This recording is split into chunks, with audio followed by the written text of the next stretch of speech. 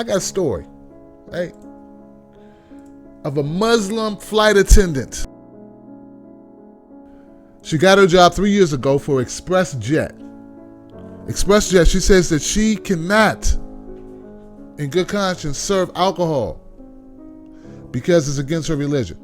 Sharia law, ladies and gentlemen, Sharia law is in effect. Do we got to start not having jobs if you have a religion?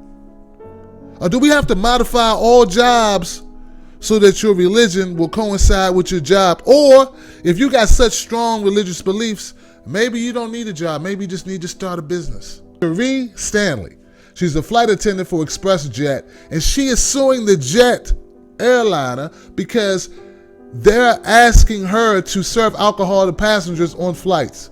If you've been on an airplane, you know that that's an option, right? And a lot of people use that option. Well, she now is a Muslim, and she says she can't serve drinks because it's against her religious beliefs. Okay, here's the thing, man. She started the job 3 years ago, and only recently has this become a problem for her because only recently has she converted to Muslim, full Muslim, right? So this is new. So originally the airliner decided we're going to try to accommodate you. ExpressJet, they started getting flack from other employees.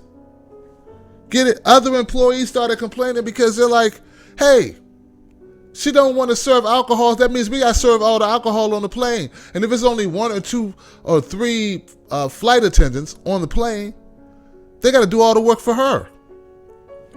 You get it? You get it? So it wasn't just the airliner trying to be a pain in the ass. It's the other employees who have to pick up the slack. Pick up the slack for Miss Stanley.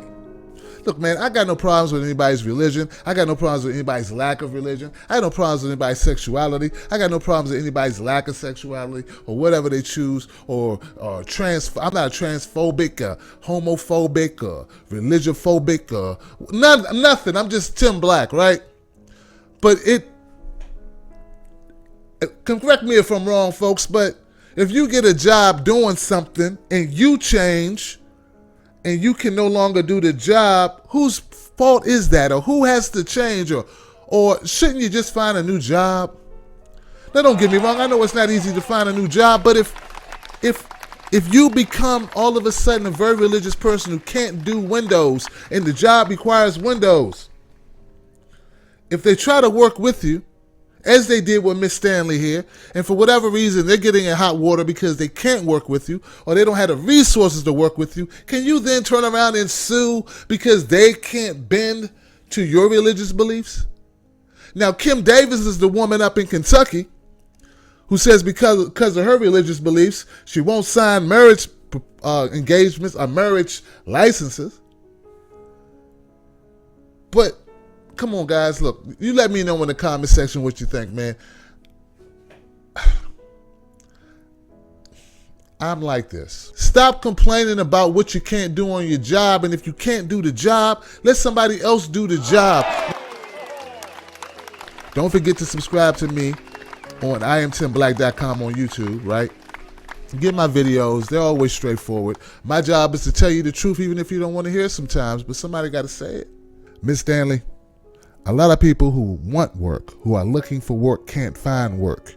You have work, but refuse to do the work. I can't feel sorry for you. Maybe you should pray to God to find you a job you'll be comfortable doing. Until then, put some gloves on and serve that liquor. Or keep it moving, sister. I'm Tim Black.